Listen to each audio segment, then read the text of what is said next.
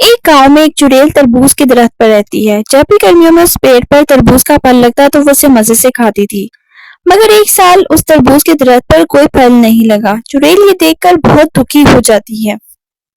अब तो मेरा बहुत तरबूज खाने का दिल कर रहा है, मगर यहाँ तो कोई फल ही नहीं लगा। मैं अब तरबूज किस तरह से खाऊंगी?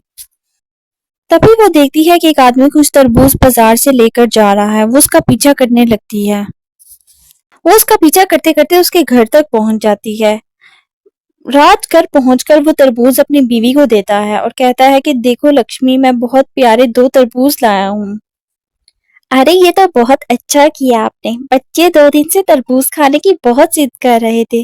वो ये देखकर बहुत खुश हो जाएंगे। अगर पहले हम खाना खा लेते हैं। राज, लक्ष्मी और उनके बच्चे खाना खाने लगते हैं। जब वो खाना खा रहे होते हैं तो चुड़ैल चुपके से वो तरबूज चुरा लेती है और फिर इन्हें मजे से खाने लगती है। चुड़ैल वो सारे तरबूज मजे से खा जाती है। खाने के बाद राज लक्ष्मी से तरबूज लाने को कहता है। जब लक्ष्मी किचन में जाती है तो वहां से तरबूज गायब होते हैं। वो वापस आकर ये बात राज को बताती है। अरे किचन में तो कोई तरबूज नहीं है, पता नहीं वो सारे तरबूज कहाँ चले गए। लेकिन तरबूज कहाँ गए, ये जरूर इन बच्चों की शरारत होगी। लक्ष्मी और राज समझते हैं कि उनके बच्चों ने वो तरबूज खा लिए हैं। नहीं माँ, हमने तरबूज नहीं खाया। हम तो आपके साथ खाना खा रहे थे, छुपकर तरबूज कैसे खा सकते हैं?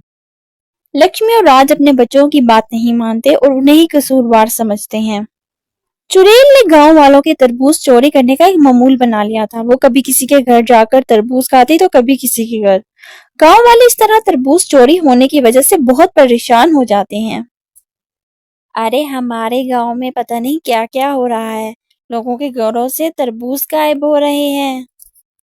अरे हाँ बहन, उस दिन मेरे शौहर तरबूज लेकर आए और हमारे खाने की देर थी कि जब मैं किचन में वापस जाकर देखा तो वहां कोई तरबूज ही नहीं थे।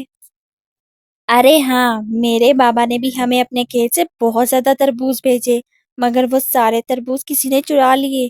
मैं तो हैरान हूँ कि इतने सारे तरबूज एक साथ कौन खा सकता है। ये किसी जानवर का ही काम हो सकता है। आखिरकार तरबूज के चोरी होने की वजह से गांव वाले बहुत तंग आ जाते हैं और वो एक योजना बनाते हैं।